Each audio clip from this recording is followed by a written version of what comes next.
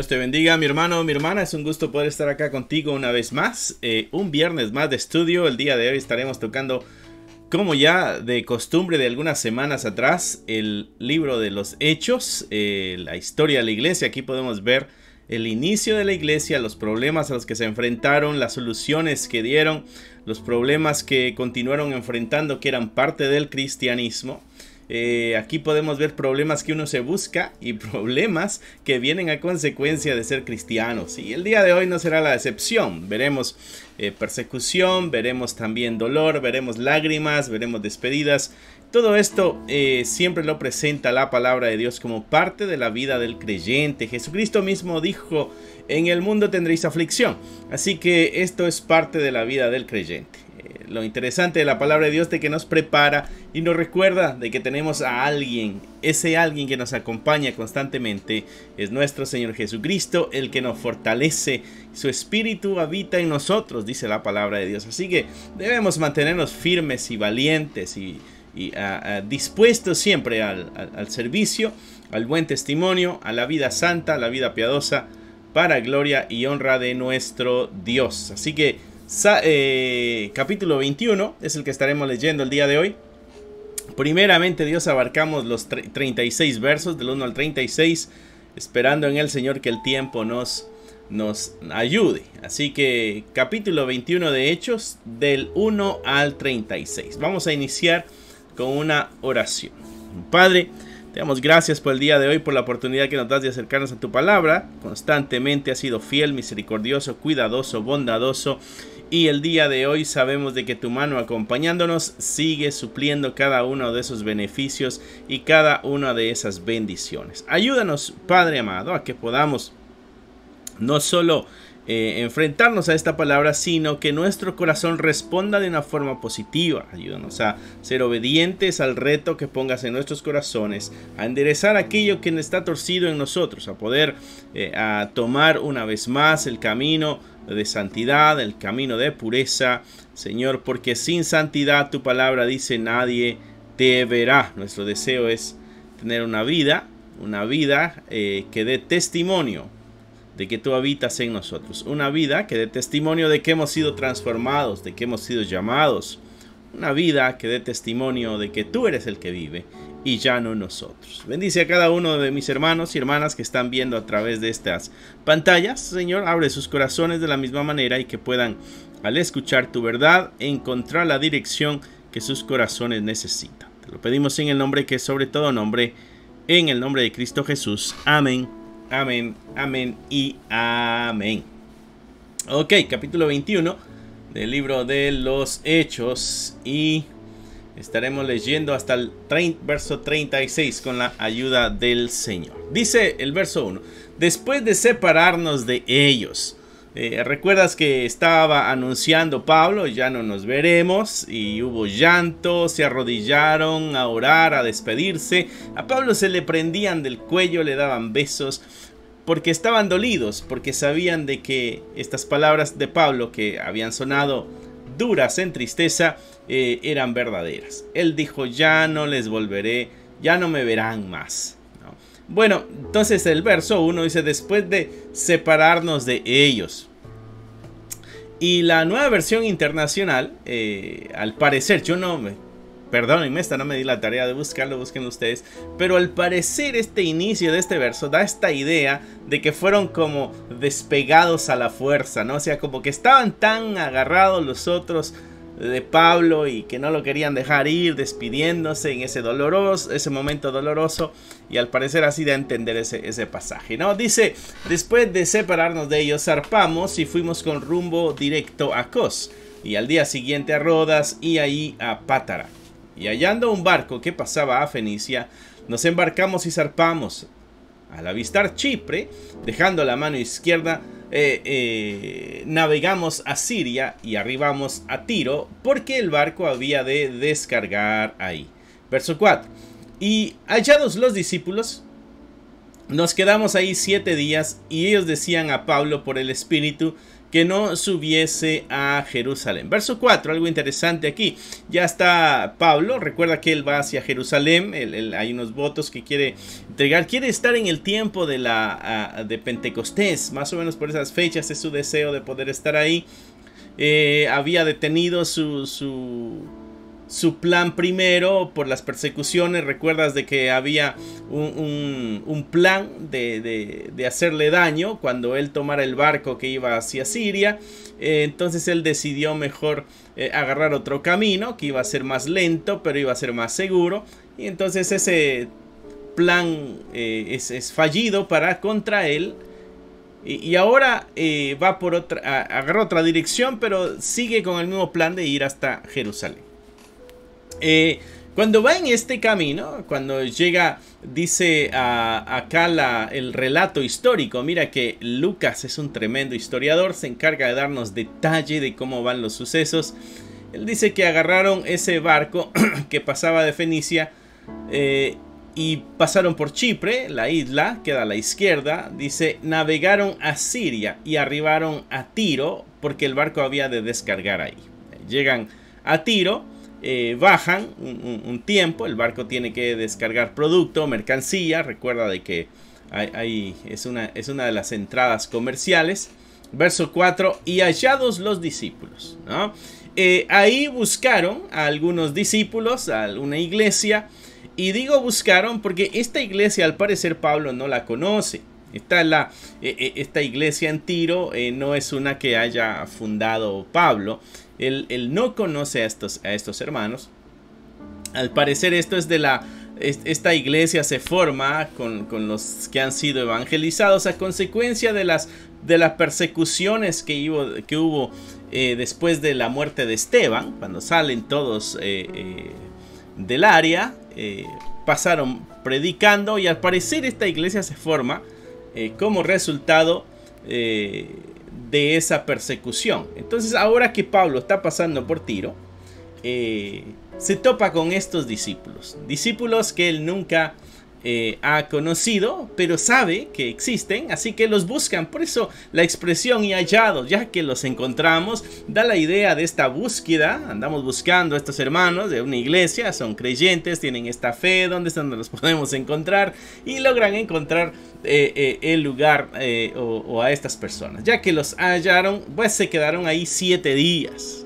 7 días, una semana. Y ellos decían a Pablo por el Espíritu que no subiese a Jerusalén. El Espíritu Santo les había mostrado algo a estos hermanos. Y lo que les había mostrado es de que Pablo iba a tener problemas y persecución allá en Jerusalén. Quizá estos hermanos habían entendido de que el Espíritu les estaba diciendo, díganle a Pablo que no vaya, ¿no? Porque hay peligro.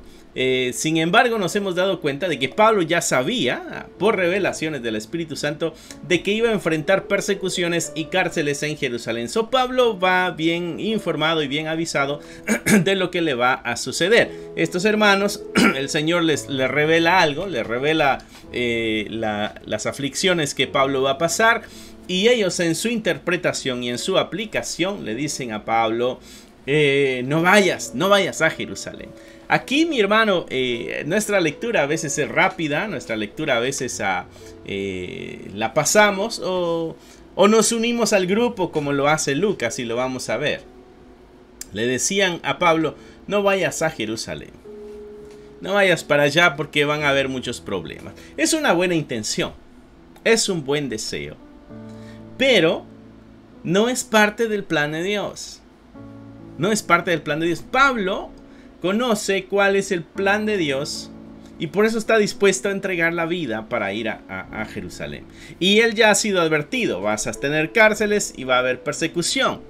Tú ya sabes estas cosas, Pablo, así que, y Pablo está dispuesto, Pablo va gozoso. Él ya no lo había dicho en los capítulos anteriores, el que dijo, ¿a poco entonces voy a esto no le pongo oídos, no le pongo atención a estas cosas? Mi deseo es terminar con gozo la obra que el Señor me ha encomendado, es lo que él decía en el capítulo anterior, el estudio de la semana pasada, así que si no estuviste, regresa al capítulo anterior del estudio y ahí estamos hablando de ese episodio de Pablo, ¿no?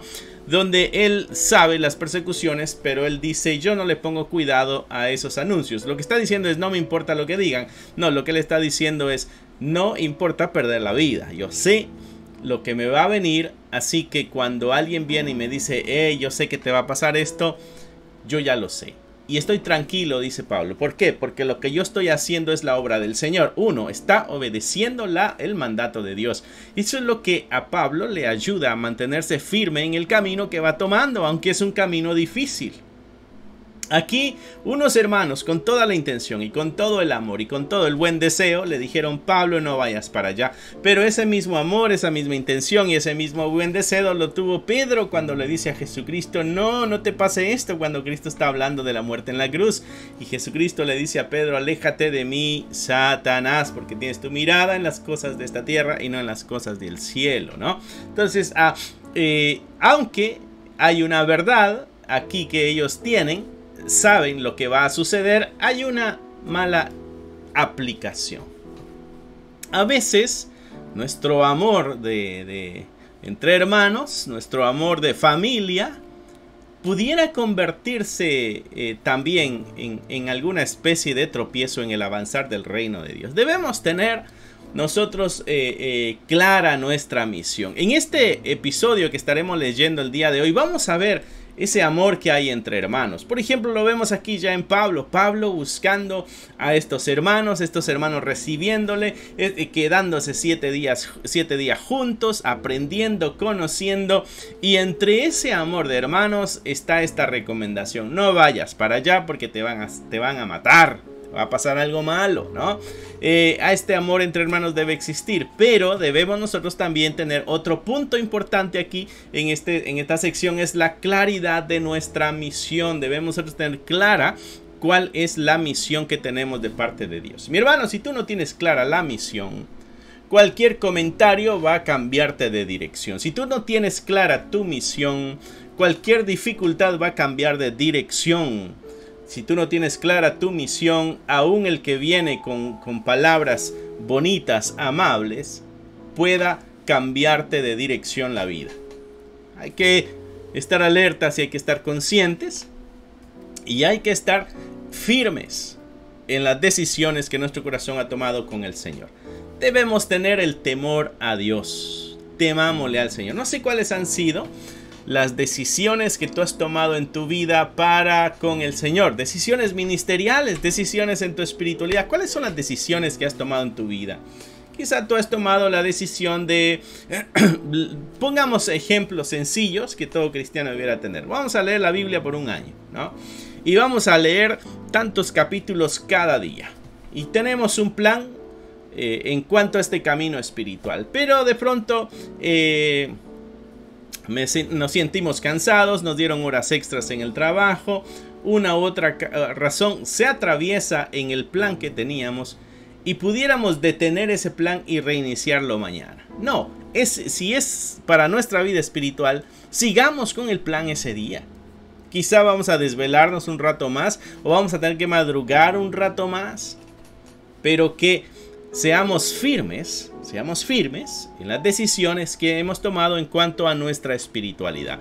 Recuerda que estás tratando con la vida eterna, estás tratando con el temor a Dios, estás tratando con la relación con tu Salvador, con tu Creador, ¿no? Por eso debemos estar firmes. Pablo está claro en su misión. Está claro en la misión que tiene que cumplir. Cuando vienen ellos con el buen deseo y la buena intención, estas no son malas personas, son creyentes, hombres de fe, y tienen el buen deseo para con Pablo. Pero las palabras que dijeron fueron palabras que pudieran haber sido un tropiezo para el plan que Dios tenía para la vida de Pablo, ¿no? Verso 5. Cumplidos aquellos días, dice, salimos acompañándonos todos con sus mujeres e hijos hasta fuera de la ciudad y puestos de rodillas en la playa, oramos, ¿no? Entonces llegan y otra vez vemos esta escena de puestos de rodillas en la playa comienzan a orar, a despedirse. Pablo ya va para allá. Verso 6, y abrazándonos los unos a los otros, subimos al barco y ellos se volvieron a sus casas. ¿No? Retoma la ruta el barco que estaba bajando la mercancía. Y ahora retoma la dirección y ellos vuelven a subir. Y entonces tienen que alejarse. La iglesia les da la despedida. La iglesia les dice: Pablo, adiós. Seguramente Pablo dijo: esta es la primera y esta es la última vez que me van a ver. Pero podemos ver el amor entre hermanos. Podemos ver el cuidado entre hermanos. Podemos ver el cuidado que debe existir entre esta hermana. Nos llamamos hermanos, como cristianos nos llamamos hermanos. Debe existir esta hermandad entre cada uno de nosotros. Bueno, voy a tratar de no detenerme mucho en alguna sección porque quiero que el tiempo me alcance. Verso 7. Y nosotros completamos la navegación saliendo de Tiro y arribando a Tolemaida. Y ahí viene Lucas contando con detalle los sucesos. Un buen historiador. Habiendo saludado a los hermanos, dice, nos quedamos con ellos un día. Ahora llegaron a Tolemaida y ahí encuentran a otros hermanos y se la pasan ahí un día. Se detuvieron por un tiempo. El otro día, saliendo Pablo y los que con él estábamos, la redacción da testimonio de que Lucas andaba con ellos. Estábamos, ¿no? Fuimos, dice, a Cesarea, y entrando en casa de Felipe el evangelista, que era uno de los 7, pasamos con él. Esto es interesante. Cuando llegaron a Cesarea, entrando en casa de Felipe el evangelista, tú lo has leído, Felipe el evangelista, que era uno de los 7. ¿Quiénes eran los 7? ¿Recuerdas cuando eligieron a 7 diáconos? Bueno, Felipe era uno de ellos. ¿Recuerdas a aquel Felipe evangelista, el que evangeliza al eunuco? Bueno, ahí está. Es y tiene este título. Él fue uno de los predicadores allá en las regiones cercanas a Judea, ¿no? Así que tiene este tremendo. Nos damos cuenta de su ministerio. ¿Cuál era el ministerio de Felipe? Era diácono. Era uno de los que fueron elegidos para repartir las ayudas y que sean equitativas con las viudas griegas y las viudas hebreas. Él era uno de los elegidos porque llenaba los requisitos espirituales, llenaba las capacidades morales para poder ser justo en cuanto a la repartición de las ayudas. No se iba a inclinar hacia ciertas personas, sino que su corazón se iba a mantener recto. Lo ponen como diácono. También evangelizó, también predicó el evangelio. Muchos creyeron, ¿no? Allá en Samaria es uno de los que él predica. Predica al eunuco, el que llegó al templo a dar adoración. Y cuando va de regreso a su tierra, donde él es esclavo, va leyendo Isaías. Aparece ahí Felipe, Isaías, y le pregunta: ¿y entiendes lo que lees? Y él dice: ¿y cómo voy a entender si no hay quien me lo explique? ¿No? Súbete para acá si tú le entiendes. Y Felipe se sube al carro, le comienza a explicar, y de ahí el eunuco dice: aquí hay agua, ¿hay algo que impida que yo sea bautizado? Y entonces Felipe lo bautiza, y ahí va un creyente más, ¿no? Bueno, le quedó el título de evangelista, y no es que le quedó, es de que era su labor. Se mantenía seguramente evangelizando. Dice que pasaron con él. Tenía, dice, 4 hijas doncellas que profetizaban, ¿no? Sus hijas también tenían el don de parte de Dios. Recuerda que el Espíritu Santo da dones a sus hijos, y a ellas les había dado el don de la profecía. La profecía, como la entendemos, estamos hablando de la predicación, o sea, el anuncio de la palabra de Dios. Es lo que éstas hacían, ¿no? Y aquí hay algo interesante que vamos a ver nosotros en esta sección también, ¿no? Y es el ministerio que hay de aquellos que son marginados. En este caso, las mujeres en esta sociedad eran marginadas. Aquí vemos a 4 que el Espíritu Santo le dio el don de profecía, ¿no? Son un tremendo equipo. Uno es evangelista y las otras 4 andan predicando la palabra de Dios. Interesante, ¿no? cuando nosotros nos ponemos a la disposición del Señor, el Señor nos va a utilizar. Estaba escuchando a un expositor, se llama César Vidal, y él hablaba acerca de la historia de la historia en general, y tocando al espacio en la historia, cuando Jesucristo vive y cómo era el contexto histórico de ese entonces, ¿no? Y una de las cosas que él decía era de que en cuanto a las mujeres, bueno, si la mujer no tenía un hombre a su lado, o sea, o fuera su padre, o fuera esposo, o fuera hermano, pues no tenía mucho valor.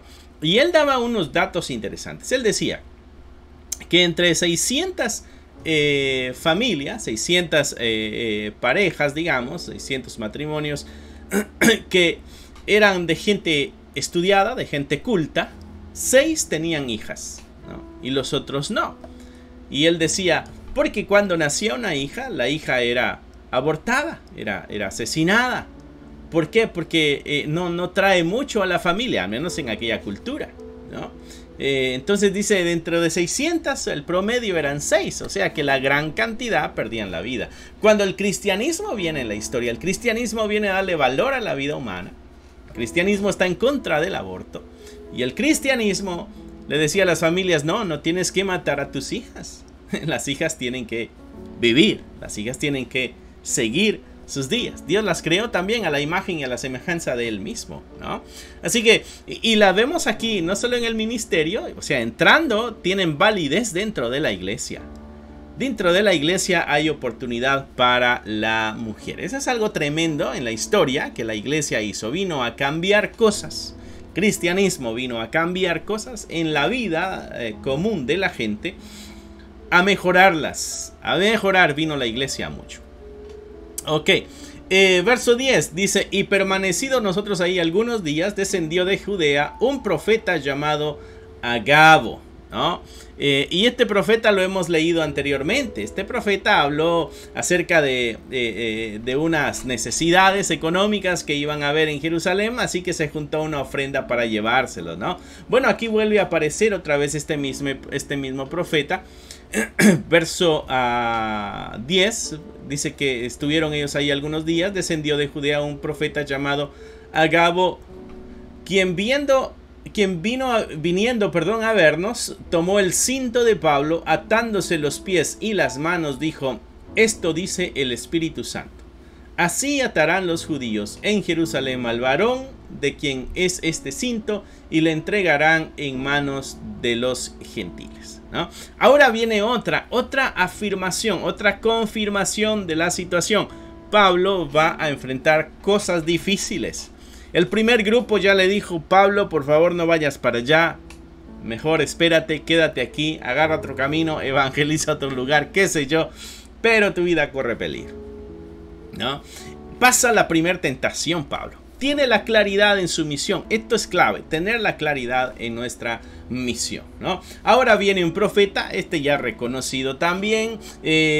Obvio, el Espíritu Santo fue el que le muestra estas cosas y dramatiza la situación. Le quita el cinto, se amarra las manos, los pies y dice, así le va a pasar al que es dueño de este cinturón. Ese fue su mensaje, ¿no? Verso 12, y al oír esto, y mira esto, dice, le rogamos nosotros y los de aquel lugar que no subiese a Jerusalén. Se unieron al grupo, el grupo que anda con Pablo, mi hermano, esto es interesante, los cercanos, los que van caminando con Pablo, los que van viendo todo, los que están experimentando todo con Pablo, ahora se unieron a la voz de los otros, diciendo, Pablo, no vayas para allá. Dice, le rogamos nosotros y los de aquel lugar que no subiese a Jerusalén. Pablo, por favor, no subas. Te va a pasar, vas a sufrir, te van a encarcelar, te van a matar. Ya sabes cómo son, te han venido buscando, ¿para qué vas para allá? Lo mismo le dijeron a Cristo, ¿para qué vas a ir a la cruz? ¿No? Lo mismo se preguntaban con Jesús cuando iba a Jerusalén. Y él dijo, ¿y qué? ¿Voy a huir de esto? Sí, para esto he venido. Mi hermano, la claridad en la misión es clave. Es clave para tu vida espiritual. Es clave. ¿Tienes claro qué es lo que tú quieres en tu vida espiritual? ¿O simplemente eres alguien que va al día a día en su vida espiritual? O quizá eres de domingo nada más, donde tu vida espiritual no es gran asunto entre semana y solamente el domingo. Bueno, es necesario que le pongamos más empeño a nuestra vida espiritual. Ahora, los cercanos a Pablo se unieron también. Esto es interesante. Mira el verso 13. Pablo respondiendo: ¿qué hacéis llorando y quebrantándome el corazón? Y le habla, porque ahí están los cercanos, ahí están los que se supone que entienden el llamado de Pablo. Ahí están los que debieran estar apoyando a Pablo. Pablo, sabemos lo que te va a pasar, lo hemos oído, el Espíritu Santo lo ha confirmado varias veces, varias personas. Pablo, ¿recuerdan la oración de Jesús para con Pedro? Cuando dice: Pedro, el diablo os ha pedido para zarandearos como trigo, pero yo he orado para que tu fe no decaiga. Eso es lo que deberían de estar diciendo los compañeros de Pablo. Pablo, hemos oído todo esto y lo que va a pasar no es muy grato, pero estamos rogándole a Dios, estamos rogándole al Padre para que te fortalezca, para que tu fe se mantenga firme. No, lo que ellos hicieron fue unirse al coro de los otros. Por favor, no vayas, Pablo. Vas a sufrir mucho. Y entonces Pablo ahí responde: ¿qué hacen ustedes llorando? Me están quebrantando el corazón. ¿No ven el dolor que me causa? Ahora me gustaría ponerle palabras a ese quebrantamiento de corazón. ¿Será que Pablo se duele por el sufrimiento de sus compañeros? Porque están sufriendo, porque él va a sufrir. ¿Será que su corazón se quebranta porque ellos no pueden ver con claridad la misión de Dios, y en vez de estar apoyando la misión de Dios, se están convirtiendo en un estorbo para la misión de Dios? ¿De dónde vendrá el corazón quebrantado de Pablo? ¿No? Él dice: ¿por qué ustedes me quebrantan el corazón? Dice: porque yo estoy dispuesto no solo a ser atado, mas aún a morir en Jerusalén por el nombre del Señor Jesús. Y deja claro algo Pablo. Le responde a su ruego, le responde a su súplica y le dice: esto que va a suceder, yo estoy dispuesto a enfrentarlo. Y deja algo bien interesante claro que a veces pasamos por alto: esto es para el nombre del Señor Jesucristo. Esto lo estoy haciendo para gloria de Dios. Mi hermano, si tú tienes temor de Dios, en ese momento dices: espera, ¿estoy siendo tropiezo a lo que Dios está haciendo? Y ahí dices: Dios mío, perdóname, porque en mi ceguera no me había dado cuenta, en mi ceguera no había visto tu plan. Y se cruzaron mis emociones, mis sentimientos, mis buenos deseos hacia mi prójimo, y fui como una piedra que intentó detener el avanzar del plan divino. Pablo lo tiene claro y dice: esto es para la gloria de Dios, ¿no? Verso 14. Como no le pudimos persuadir, dice Lucas, o sea, el ruego no funcionó, desistimos diciendo: hágase la voluntad del Señor. Esa última afirmación, mi hermano, que está en ese verso. Entonces ya dijimos, bueno, que se haga la voluntad de Dios. ¿Se darían cuenta ellos en ese momento como que: oye, espera, estamos nosotros rogando para que no se haga la voluntad de Dios? No, que se haga la voluntad de Dios mejor. Esto es interesante. Perdón si no te lo puse por ahí, se me pasa, porque en esta pantalla está un poquito más grande lo que pasa aquí en tu pantalla. Pero lo bueno que vas siguiendo tú la lectura. Eso espero, que tengas tu Biblia abierta también, para que cuando yo cometa mis errores, tú puedas seguir leyendo. Como no le pudimos persuadir, desistimos diciendo, hágase la voluntad del Señor. Mi hermano, cosa tremenda es ser tropiezo en el avanzar de la fe de otros. Asegúrate que tus acciones, tus decisiones, tus palabras no vayan en contra de la voluntad de Dios para alguien más. Al contrario, debemos nosotros motivar a los demás a que avancen en su vida espiritual, que crezcan en su vida espiritual, que se reúnan, ¿no? Que lean la Biblia, que canten con ánimo, ¿no? No, hoy me siento sin ganas de ir a la iglesia. Que seamos los que... No, vamos, ven, espera, allá es donde tenemos que estar. No seamos los que somos el tropiezo. Seamos los que echan porras, mejor, ¿no? Después de estos días, dice, hechos ya los preparativos, pues subimos a Jerusalén. El corazón de Pablo, afirmándose, va para el lugar donde él sabe que va a tener problemas. Y vinieron también con nosotros de Cesarea algunos de los discípulos, trayendo consigo a uno llamado Mnasón, de Chipre, discípulo antiguo, o sea, ya alguien de años en el evangelio, con quien nos hospedamos. Entonces nos quedamos con este otro que venía de Chipre, se llama Mnasón, y ahí nos hospedamos con él. Verso 17. Dice, cuando llegamos a Jerusalén, los hermanos nos recibieron con gozo. Y al día siguiente, Pablo entró con nosotros a ver a Jacob. Y se hallaban reunidos todos los ancianos, ¿no? Hay otro evento de este amor entre hermanos. Llegaron a Jerusalén y empieza el gozo, la alegría. Pablo, tanto tiempo. Qué bueno tenerte acá. Qué bonito que estés con nosotros. Al día siguiente dice que Pablo entró con nosotros, o sea, ahí anda Lucas también, y fueron a ver a Jacobo. Ellos estaban reunidos con todos los ancianos. Jacobo era uno de los pilares en la iglesia en Jerusalén. Estaba ahí la reunión de los líderes, diríamos en nuestro vocabulario el día de hoy. Dice, a los cuales después de haberles saludado, les contó una por una las cosas que Dios había hecho entre los gentiles por su ministerio. Y aquí el vocabulario de Lucas cambia.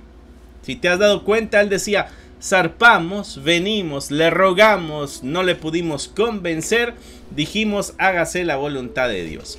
Fuimos, nos encontramos con Mnasón y nos hospedamos. Y todo lo está haciendo, estamos ahí en el grupo. Pero cuando llegó el momento de la reunión con los que están en la autoridad, el vocabulario de Lucas cambia y dice, Pablo entró, dice, con nosotros a ver a Jacobo, y allá y estaban reunidos los ancianos. Y ahora ya comienza a cambiar el tono de Lucas. Dice, después de haberles saludado, les contó una por una. Ahora Lucas está como un espectador de lo que está sucediendo. Les contó una por una las cosas que Dios había hecho entre los gentiles por su ministerio.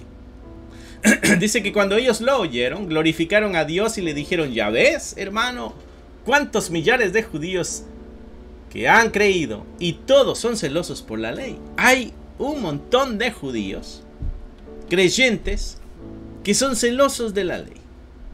¡Qué buenas noticias! Verso 21. Pero se les ha informado en cuanto a ti, que enseñas a todos los judíos que están entre los gentiles a apostatar de Moisés, diciendo que no circunciden a sus hijos ni observen las costumbres. Pero aquí, te cuento otra historia, Pablo. Aquí los murmuradores y los chismosos han venido a envenenar el corazón de muchos. Han contado sus mentiras para alcanzar sus propósitos. Han dicho de que tú instas a los judíos a que no cumplan la ley, a que hagan a un lado a Moisés, que no circunciden a sus hijos, cosas que son muy sagradas para el judío. Aquí han venido a hablar pestes de ti, Pablo. Ahora entiendes por qué el Espíritu Santo venía diciéndole a Pablo, te va a ir muy mal cuando llegues allá. ¿Por qué? Porque el Espíritu Santo sabe que los enemigos de la fe se encargaban de destruir la reputación de aquel que el Señor había enviado. Ten cuidado, mi hermano, no vayas a ser tú uno de los que destruyen la reputación de aquellos que Dios ha enviado. Verso 22. ¿Qué hay pues? Dice, la multitud se reunirá de cierto porque oirán que has venido. O sea, la gente, al escuchar de que tú llegaste, Pablo, seguramente van a venir a ver qué pasa. Algunos vendrán a escuchar tu mensaje, otros vendrán a ver quién es el que anda alborotando al pueblo, otros vendrán quién es el que anda apostatando. Cada uno traerá su propia motivación. Pero gente va a ver, gente se va a amontonar. Van a querer conocerte algunos y otros van a querer hacerte daño. Dice verso 23. Haz pues esto que te decimos. Hay entre nosotros 4 hombres que tienen obligación de cumplir voto.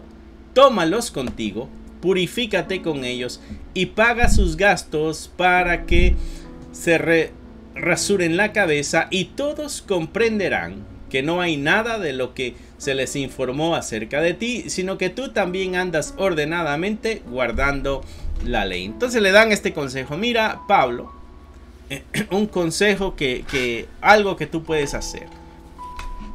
Aquí se ha dicho que tú desprecias la ley y que tú enseñas que no hay que cumplir la ley y que tú estás en contra de la ley. Pero tú nos has dado testimonio de que hay judíos que se han hecho cristianos y estos judíos son celosos de la ley. O sea, de que no es verdad lo que nos han contado aquí de ti. El asunto es de que aquí hay gente que tiene otra idea. Entonces mira, Pablo, haz esto. Aquí hay 4 que tienen un voto que lo tienen que cumplir. ¿Por qué no pagas tú el voto de estos para que lo cumplan? Así estos que están teniendo una mala información se darán cuenta de que tú en realidad andas bien cumpliendo la ley. Aquí Pablo, mi hermano, aquí quiero aclararte algo. Pablo no está cambiando la fe por las obras. Aquí en Pablo a lo que va a acceder, porque la enseñanza de Pablo no es de que deseches la ley. La enseñanza de Pablo es de que no creas que al cumplir la ley vas a obtener salvación. No creas de que es la muerte de Cristo más la ley lo que da salvación. No, lo que Pablo está en contra es poner otras cosas extras cuando solamente la fe en Cristo es la que trae salvación. Eso es. Entonces él no está en contra de los votos, él mismo ha tenido votos. Él no está en contra de cumplir las ordenanzas, no. Él está en contra de que se le obligue al gentil a hacerlo para que obtenga su salvación. No, la salvación no llega al cumplir la ley. La salvación es un regalo de nuestro Señor. Es parte de su elección. Él decide a quién darle salvación.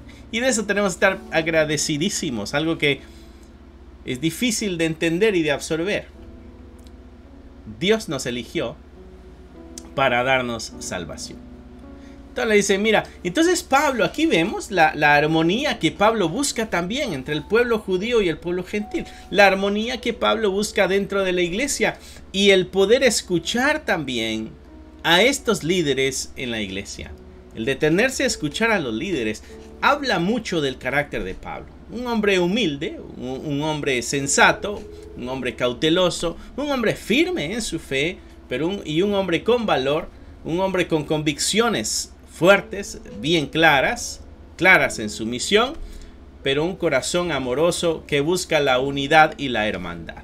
Así que, verso 25, pero en cuanto dice a los gentiles que han creído, nosotros, dicen ellos, están hablando los ancianos y Jacobo, nosotros les hemos escrito determinando que no guarden nada de esto, solamente que se abstengan de lo sacrificado a los ídolos, de sangre, de ahogado y de fornicación, ¿no? Lo que habíamos leído en los capítulos anteriores, o sea, por el capítulo 15 de Hechos, cuando se hace esta carta, y esta la siguen enviando hacia todos los gentiles, ¿no? Verso 26. Entonces Pablo tomó consigo aquellos hombres y al día siguiente, habiéndose purificado con ellos, entró en el templo para anunciar el cumplimiento de los días de la purificación, cuando había de presentarse la ofrenda por cada uno de ellos. Entonces fue obediente hasta cierto sentido. Pablo escuchó el consejo, le parece sabio y dice, pues vamos a hacerlo. Quiero leerte algo que encontré en el comentario que habla acerca de esto a lo que se está sometiendo Pablo. ¿Ok? Dice Longer. Voy a leer el apellido de este personaje, que se llama Longenecker. No sé si lo pronuncié bien. Él explica el procedimiento que Pablo accede a seguir. Al venir Pablo del extranjero, él habría tenido que recobrar la pureza ceremonial sometiéndose a un rito de purificación de 7 días antes de poder presenciar la ceremonia de absolución de los 4 cristianos de origen judío en el templo de Jerusalén. Este ritual consistía en presentarse ante un sacerdote y ser rociado con agua de la expiación los días 3º y 7º. Esto no es lo mismo que hacer un voto nazareo. Pablo ha de presentarse ante el sacerdote al comienzo de los 7 días de la purificación, informarle que desea pagar los gastos de los otros 4 hombres y presentarse en el templo en intervalos regulares durante la semana para participar de los ritos apropiados. ¿Ok? Entonces ahí nos da una explicación a qué se está sometiendo Pablo, ¿no? Tiene que ir con el sacerdote, hablar lo que quiere hacer. Quiero pagarle los votos a estos 4, pero vengo del extranjero. Él necesita un proceso de purificación. Esto es rituales en la ley judía. A Pablo ve esto y dice, esto no está afectando en nada a mi fe. Está buscando la armonía entre los pueblos. Vamos a hacerlo. No hay pecado aquí, porque Pablo sabe de que solamente por fe es de que llega la salvación, ¿no? Exactamente, ¿no? Entonces Pablo tomó consigo a los hombres, dice el verso 26, y al día siguiente, no esperó mucho, se purifica con ellos. Y empieza este asunto, este ritual, este proceso que nos acaban de explicar. Bueno, verso 27. Pero cuando estaba para cumplirse los 7 días, o sea, no ha terminado todavía su proceso de purificación, unos judíos de Asia, al verle en el templo, alborotaron a toda la multitud y le echaron mano. ¿Te acuerdas que lo andan persiguiendo, lo andan siguiendo siempre algunos? Bueno, estos venían de Asia y lo vieron y dijeron, mira, ahí está este alborotador, dando voces, varones israelitas, ayúdenos por favor a detener a este hombre. Este es el hombre que por todas partes enseña a todos contra el pueblo, contra la ley y contra este lugar que es el templo. Entonces ya hay multitudes, ya los enemigos vieron que ahí anda y ya comenzaron ellos a alborotar el asunto. Ayúdennos por favor. Este es el que anda alborotando al pueblo. Enseña al pueblo en contra de la ley, enseña al pueblo, lo pone en contra del mismo pueblo y a la misma vez habla en contra de este lugar. Ellos están en el templo, ¿no? Y además de esto, ha metido a griegos en el templo. Dice, no solo eso, también ha cometido, y ese era un pecado grave, esa era una falta grave para ellos. Era tan grave el asunto que hasta Roma había dado el permiso de que aquel que pasara de los límites, porque la estructura del templo está el lugar, están los atrios, está el lugar santo, está el lugar santísimo. Bueno, los gentiles podían estar en una área de los atrios, o sea, del patio, podían estar los gentiles en una área, ¿no? No podían cruzar de ahí, no podían entrar hasta el lugar, hasta más adentro donde el judío podía entrar. No, ellos no podían entrar hasta ahí. Entonces era tan grave el asunto que hasta Roma les había permitido, cuenta la historia que hasta Roma les había dado el permiso a ellos de matar aún a romanos si cruzaban el camino. Aún a romanos si entraban a donde no tenían que entrar, esos perdían la vida. La historia cuenta también que incluso Roma puso rótulos en latín, puso rótulos en griego. Si alguien cruza de este punto, la pena de muerte. Así era el asunto. Entonces, esa es la acusación grave que le están haciendo a Pablo. A Pablo le están diciendo, no, además ha metido a griegos en el templo y ha profanado este santo lugar. Verso 29. Porque antes, déjalo subo porque si no, no lo ves. Porque antes habían visto con él en la ciudad de Trófimo, en la ciudad a Trófimo de Éfeso, un discípulo que viene de Éfeso, a quien pensaban que Pablo había metido en el templo. Lo habían visto con él, andaban juntos y de ahí vieron a Pablo en el templo y dijeron, ah, lo metió, andan juntos, ¿no? Hicieron sus propias conclusiones. Mi hermano, hay que tener cuidado con las conclusiones que hacemos, con las cosas las historias a medias que vemos. O no solo eso, acá hay una multitud que les están contando historias también y se las están creyendo. Detente, mi hermano. Cuando alguien venga y te cuente algo, detente. Y pregúntate, ¿es esta una verdad absoluta? ¿O solamente me está contando parte? ¿O se lo está inventando? ¿O esto es lo que él se imagina? ¿O esto es lo que su corazón está entendiendo? Esta no puede ser toda la verdad. Hermano, cada uno de nosotros lleva nuestra versión de los hechos, ¿ok? Hay que tener cuidado con esto. Entonces el verso 30 dice, así que toda la ciudad se conmovió y se agolpó el pueblo, y apoderándose de Pablo le arrastraron fuera del templo e inmediatamente cerraron las puertas. Está en el templo, sacan a rastras la multitud, ahí va Pablo arrastrando, lo llevan para afuera, y era tan grande el peligro y la conmoción que se está haciendo que ¿qué es lo que pasa? Se cerró el templo. Vamos a cerrarlo porque si no estos alborotadores lo van a profanar, van a matar a alguien aquí. Cierran el templo, se llevaron a Pablo arrastrando a la calle. ¿Te imaginas el peligro, mi hermano? El costo del ministerio que agrada a Dios. El costo del ministerio que agrada a Dios. Es negarnos a nuestra vida, es no buscar nuestra comodidad, es no buscar nuestra paz. No, tenemos que buscar la voluntad de Dios, aunque eso nos cause problemas y aún nos cueste la vida. Verso 33. Entonces, llegado el tribuno, le prendió y le mandó atar con 2 cadenas y preguntó qué era y qué había hecho. ¿Quién era y qué había hecho? ¿Qué pasó aquí? Está alborotando, llega aquel con los soldados, la autoridad que está en el área, le pone unas cadenas y hace las preguntas. Ok, aquí no te sacaron a ti por puritito gusto. Algo hiciste, algo pasó aquí. Y comienzan las preguntas. ¿Tú quién eres? ¿Y qué es lo que hiciste? ¿No?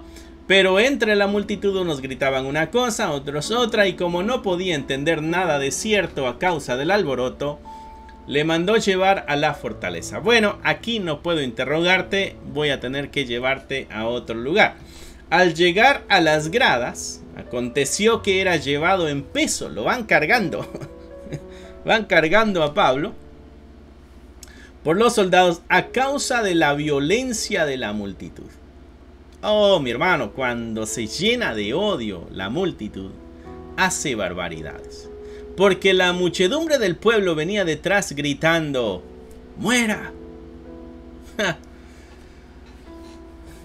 Hacía unos años atrás,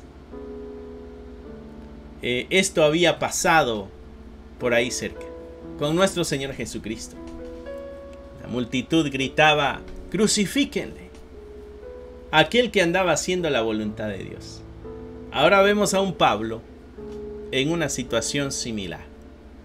Me imagino así por la mente de Pablo mientras lo van cargando y huye la multitud y recuerda el lugar donde está y las amenazas. Si de pronto en su corazón diría, estamos siguiendo los pasos del Señor hasta en el momento de la muerte. Mi hermano, no sé si el Señor habló el día de hoy en estas secciones que leímos. Muy interesante ver la historia. Poder ver el amor entre hermanos. Poder ver la necesidad que tenemos de tener una misión clara en nuestra mente. Hay algunos que no entenderán la misión de Dios para nuestra vida y en su buen deseo intentarán detenernos. Hay que seguir firmes, mi hermano. Vemos el costo del ministerio también en la vida de Pablo. ¿no? Allá Pablo escribe una carta a Timoteo, segunda de Timoteo 4:11, y dice: solo Lucas está conmigo. Lucas, el que anteriormente había dicho: Pablo, que no te pase, que no vayas para Jerusalén porque te va a pasar algo. Este Lucas que dice: espera, esta es la voluntad de Dios, tenemos que aguantar la voluntad de Dios. Ese Lucas que en un momento como que cambió de bando porque no vio claramente. Allá en Timoteo Pablo dice: este es el único que anda conmigo. Soy Lucas. Reivindicó su nombre. Su andar con Pablo, ¿no? Y algo que aprendimos también aquí es el ministerio en los marginados. Aquí en la iglesia, en el cristianismo. El que cree que no tiene valor, encuentra su valor en Cristo. El que cree que es un inútil, en Cristo encuentra utilidad. Así que estoy seguro que Dios habló a tu vida, a tu corazón. Habló al mío. Nos pone retos la palabra siempre que la enfrentamos. Así que nos quedamos con ganas de lo que continúa en la historia. La continuaremos la semana que viene, no te la pierdas. Estaremos continuando en el verso 37. Pero hasta este punto, en este momento culminante, viene a la memoria la muerte de nuestro Señor Jesucristo. Mi hermano, el cristianismo. El cristianismo se ha escrito con sangre. Y tú y yo tenemos que estar llenos del Espíritu Santo para mantenernos firmes, porque si no, seremos los eslabones débiles de esta cadena de valientes y fuertes que el Señor ha elegido. Así que mantengámonos firmes. Vamos a despedirnos con una oración. Padre, gracias por el día de hoy, la oportunidad que nos diste de leer esta historia, de ver lo que tú hiciste, las advertencias, pero no para salir huyendo, sino para fortalecernos. Ayúdanos a tener claramente cuál es la misión, cuál es el propósito, cuál es el llamado en nuestras vidas, para que las buenas intenciones no se conviertan en tropiezo a nuestra vida espiritual. Y ayúdanos a nosotros, guarda nuestros labios, de que nuestras palabras y buenas intenciones o supuestas buenas intenciones no sean un tropiezo para el avanzar espiritual de otros. No seamos nosotros los responsables de que otros se alejen de ti. No seamos una mala influencia, no seamos una influencia de irresponsabilidad o una influencia de pecado, que no seamos una influencia de inestabilidad, sino que todo lo contrario, seamos nosotros, Señor, aquellos que apoyan y afirman, para que todos lleguemos a la meta y recibamos, como dice tu palabra, la corona de vida. Gracias, en el nombre de Jesús oramos. Amén, amén y amén. Hermano, que Dios te bendiga, que Dios te guarde. Nos estaremos viendo la siguiente semana. Miércoles y viernes estamos aquí a las 7 y los domingos a las 2 de la tarde con el servicio dominical.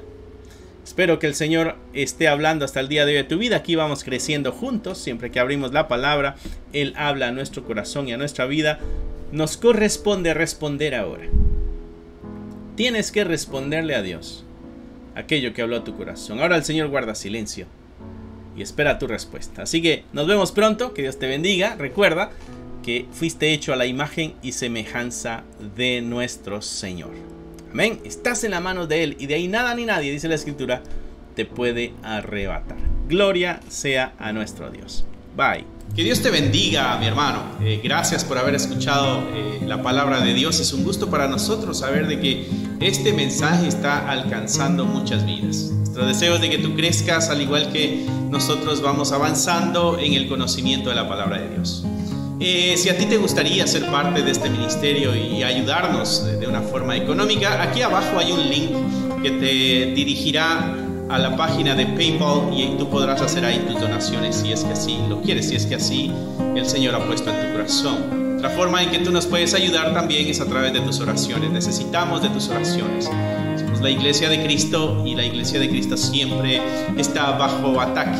Necesitamos de tus oraciones. Así que gracias una vez más. Es un gusto poder saber de que somos útiles para tu vida espiritual en este caso. Bendiciones y esperamos en Dios vernos pronto. Bye.